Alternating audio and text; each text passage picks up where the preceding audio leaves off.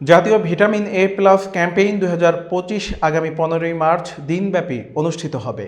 জেলার 5টি উপজেলা, 3টি পৌরসভা ও 42টি ইউনিয়নের 1066টি কেন্দ্রে 2132 জন স্বেচ্ছাসেবকের মাধ্যমে 1,46,230 শিশুকে ভিটামিন এ ক্যাপসুল খাওয়ানো হবে।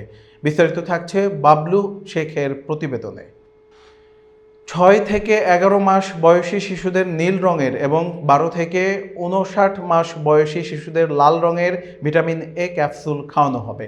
বিভিন্ন টার্মিনালে ভ্রাম্যমাণ ক্যাম্পও থাকবে।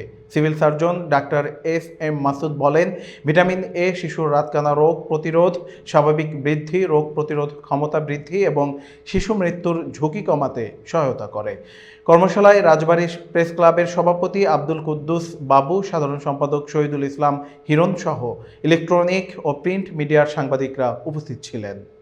জাতীয় ভিটামিন এ প্লাস ক্যাম্পেইন 2025 এটা প্রথম পর্বে আমাদের টার্গেট 6 মাস থেকে 11 মাস বয়সের বাচ্চাদের আমরা নীল রঙের ক্যাপসুল 1 লাখ ইউনিটের এটা, এবং 12 মাস থেকে 59 মাস বয়সের বাচ্চাদের আমরা লাল রঙের ক্যাপসুল, এটার পাওয়ার হলো 2 লাখ ইন্টারন্যাশনাল ইউনিট খাওয়াবো। আমাদের টার্গেট থাকবে যাতে একটা শিশুও বাদ না যায়।